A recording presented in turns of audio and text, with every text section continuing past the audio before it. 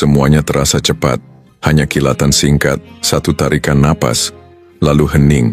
Aku tidak merasakan apapun lagi, tidak ada rasa sakit, tidak ada beban, tidak ada napas, hanya kehampaan total. Aku membuka mata mengira akan melihat tanah, tapi aku tidak ada di sana.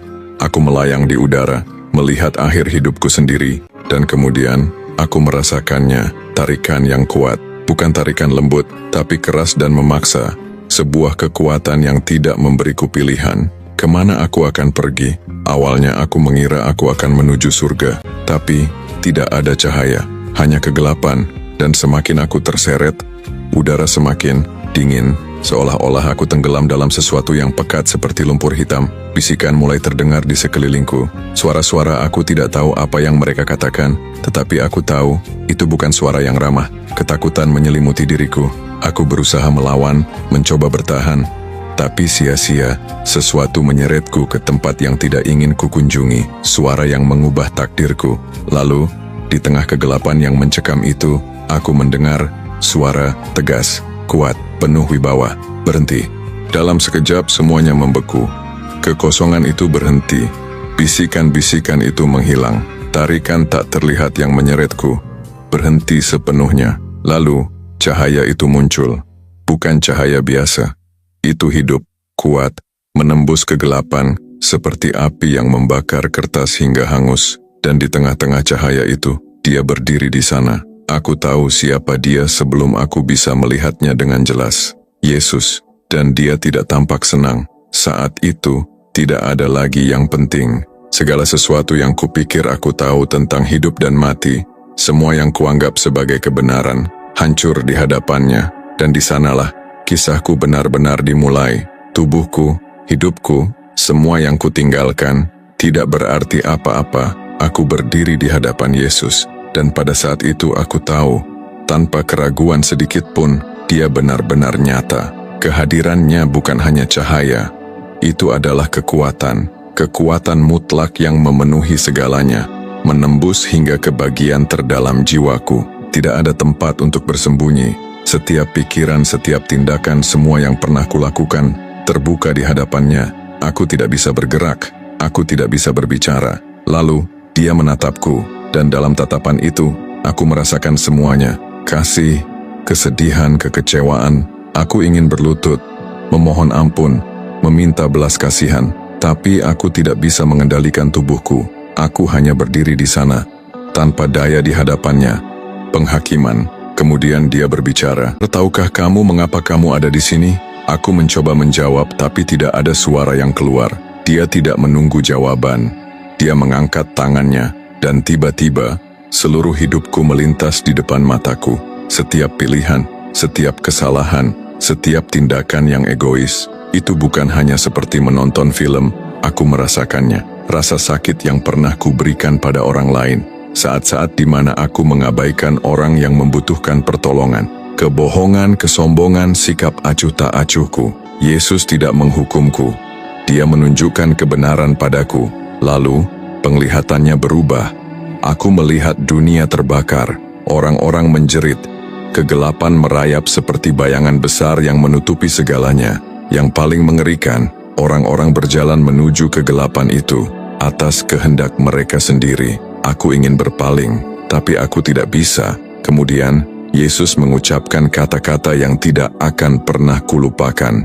Inilah yang akan terjadi. Dan saat dia mengatakan itu, semuanya menghilang. Kehampaan tiba-tiba, aku dilempar ke dalam kegelapan total. Tapi ini bukan kegelapan biasa. Ini hidup, ini mencekik. Kehampaan dingin yang menelan seluruh jiwaku. Awalnya, aku pikir aku sendirian, tapi ternyata tidak.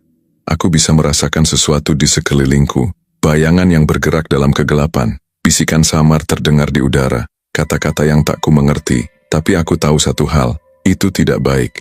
Lalu, terdengar suara tawa, pelan, dalam, penuh ejekan.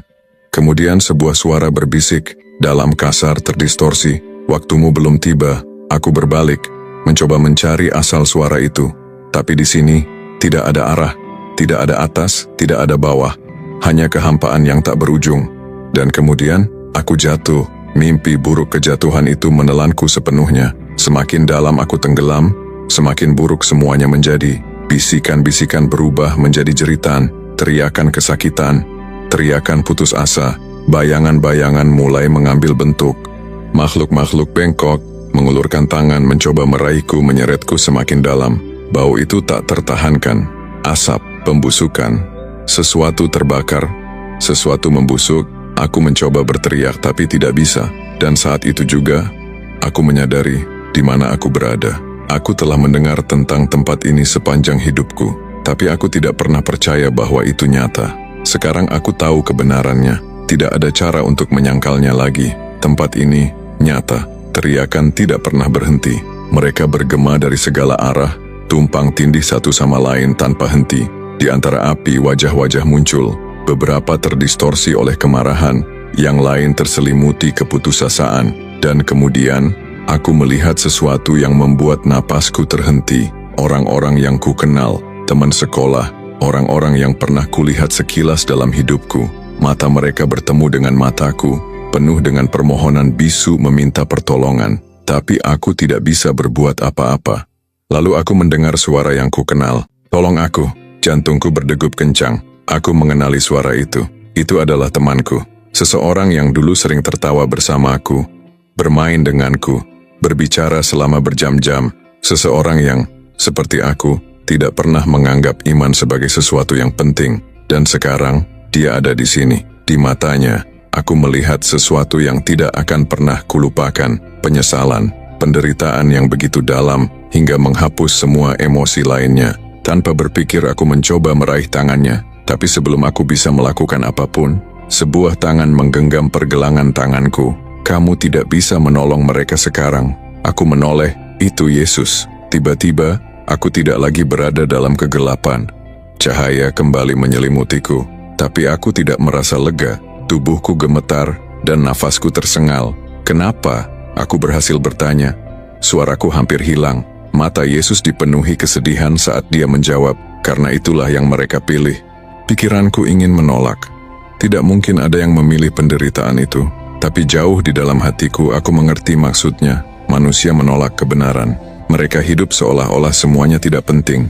Dan ketika waktunya tiba, sudah terlambat. Beban dari apa yang baru saja kulihat menghancurkanku. Kemudian, Yesus mengatakan sesuatu yang lebih menakutkan lagi. Ini baru permulaan. Mata dalam kegelapan. Meskipun aku telah dibawa keluar dari tempat itu, aku masih bisa merasakannya. Seseorang atau sesuatu sedang mengamatiku. Aku tidak aman. Aku perlahan menoleh dan aku melihatnya. Sosok-sosok hitam, terpelintir, dengan mata kosong yang bersinar merah gelap. Mereka bukan manusia. Mereka adalah sesuatu yang lebih tua. Sesuatu yang jahat. Iblis. Tubuh mereka berputar seperti asap, berubah bentuk tanpa wujud yang pasti. Tapi mata mereka tidak pernah lepas dariku. Mereka berdiri membentuk lingkaran di sekitar cahaya tempat aku berada. Mereka tidak bisa menembusnya, tapi aku tahu mereka sedang menunggu. Mereka menginginkanku kembali, dan di tengah keheningan yang mengerikan suara mereka mulai terdengar. Sebagian tertawa, sebagian berbisik. Belum, tapi segera, tawa rendah bergema di sekitarku. Kamu pikir dia akan menjagamu selamanya? Kamu milik kami, selalu milik kami. Aku ingin menutup telingaku, tapi bisikan itu tidak datang dari luar. Mereka ada di pikiranku. Tapi kemudian, sesuatu di sisi lain membuatku gemetar. Bayangan, gelap tak terbatas. Kehampaan yang tampak menelan segala sesuatu di sekitarnya. Dan dari dalamnya, terdengar jeritan. Suara-suara tak terhitung.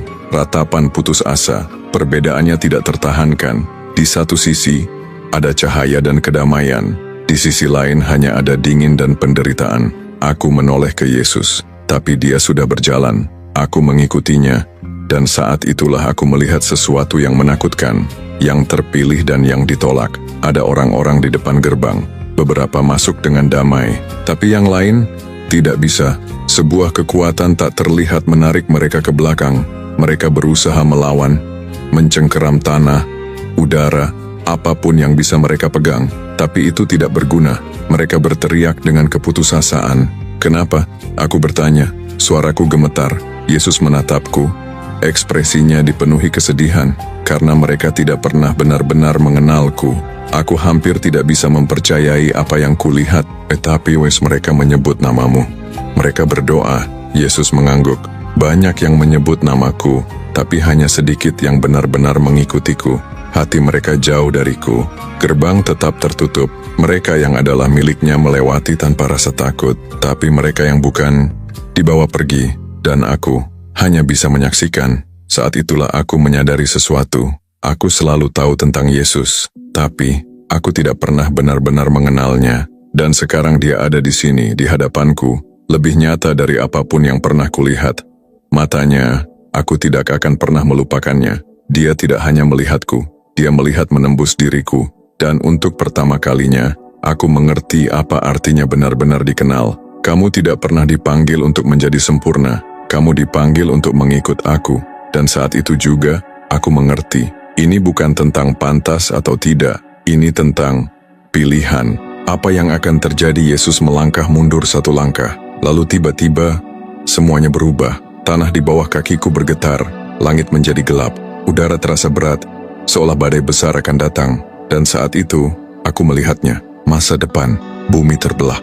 Api melahap segalanya. Badai besar menghancurkan kota-kota hingga rata dengan tanah. Orang-orang berlari, berteriak, menangis minta tolong. Tetapi tidak ada yang mendengar.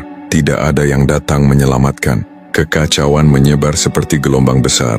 Ia menelan segalanya ke dalam kegelapan. Di tengah kehancuran itu, aku melihat sesuatu yang lebih mengerikan. Makhluk-makhluk aneh, terpelintir, bergerak di antara keputusasaan manusia. Mereka berbisik dengan penuh tipu daya, menyesatkan orang-orang agar semakin jauh, semakin dalam ke dalam jurang yang gelap. Tubuhku bergetar ketakutan. Apa ini? Aku bertanya, nyaris tak bisa bernapas. Suara Yesus terdengar berat. Inilah yang akan terjadi jika mereka tidak kembali kepadaku. Ketakutan menyelimutiku, tapi mereka tidak tahu, mereka tidak mengerti. Yesus mengangguk pelan. Itulah sebabnya aku mengutusmu kembali. Hatiku terasa sesak. Setelah semua yang telah aku lihat, aku tidak ingin kembali. Tapi aku tahu, itulah yang harus aku lakukan. Lalu Yesus mengatakan sesuatu yang membuat tubuhku merinding. Beritahu mereka, peringatkan mereka, karena sebentar lagi, pintu itu akan tertutup. Begitu dia mengucapkannya, penglihatanku berubah. Tidak ada lagi api, tidak ada lagi kehancuran. Sekarang, aku melihat orang-orang. Mereka menjalani hidup mereka seolah tidak ada yang salah. Mereka tertawa, makan, bekerja, bermain ponsel. Semuanya tampak normal, tapi kemudian aku melihat apa yang Yesus lihat. Masalahnya bukan hanya ada di sekitar mereka, masalahnya ada di dalam mereka. Apa yang kulihat? Aku melihat kata-kata gosip keluar dari mulut orang-orang seperti asap hitam. Asap itu menyelimuti orang yang sedang dibicarakan, mencekik mereka perlahan-lahan. Aku melihat keserakahan seorang pria mengumpulkan kekayaan tanpa peduli kepada yang membutuhkan. Dari tangannya, menetes cairan hitam pekat. Aku melihat nafsu yang salah. Itu membelenggu orang-orang dengan rantai yang tak terlihat, tanpa mereka sadari. Aku melihat kebohongan menyebar seperti ular, melilit korban mereka, membungkam kebenaran, tapi yang paling buruk, tidak ada yang peduli. Mereka tertawa menjalani hidup seperti biasa, dan mengabaikan semua peringatan. Lalu Yesus mengangkat tangannya, dan apa yang kulihat berikutnya, membuat jantungku berdegup kencang. Tanda yang tak terlihat, orang-orang telah diberi tanda, beberapa bersinar dengan cahaya yang suci dan murni, tapi yang lain, di dahi mereka ada sesuatu yang gelap, sebuah tanda yang tidak bisa mereka lihat, tetapi aku bisa melihatnya dengan jelas. Aku ingin memperingatkan mereka, berteriak memberitahu mereka apa yang sedang terjadi, tapi aku tahu mereka tidak akan mempercayaiku. Dan yang lebih mengerikan, beberapa dari mereka pergi ke gereja setiap hari Minggu. Mereka bernyanyi, berdoa, mendengarkan khotbah, tapi hati mereka jauh dari Yesus. Bagi mereka iman hanyalah ritual, sebuah formalitas. Mereka pikir mereka telah diselamatkan, tetapi sebenarnya tidak. Mataku mulai dipenuhi air mata. Yesus, apa yang terjadi pada mereka? Suaranya tegas dan penuh kewibawaan. Jika mereka tidak menyerahkan seluruh hati mereka kepadaku, mereka tidak akan masuk ke dalam kerajaanku. Kitab Kehidupan. Hatiku hancur. Aku selalu berpikir bahwa percaya kepada Tuhan saja sudah cukup. Tapi sekarang aku mengerti, bukan hanya tentang mengenalnya, tapi tentang mengikutinya dengan sungguh-sungguh. Tiba-tiba, penglihatanku berubah lagi. Sebuah buku besar muncul di hadapanku.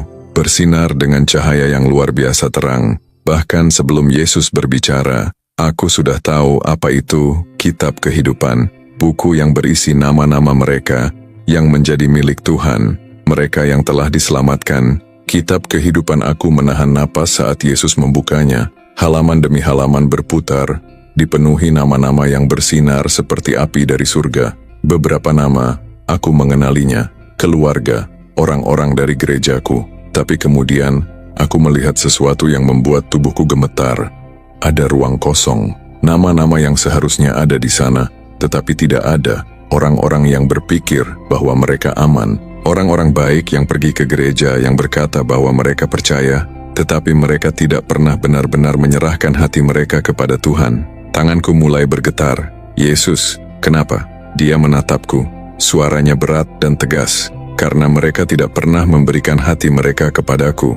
Mereka memanggil namaku, tetapi tidak pernah mengikut aku. Dan di sana, berdiri di hadapannya, aku mengerti sesuatu yang akan mengubah hidupku selamanya. Nama-nama yang hilang lalu, aku melihat sesuatu yang membuat darahku membeku. Nama-nama mulai menghilang. Orang-orang yang dulu memiliki iman, tetapi kemudian berpaling.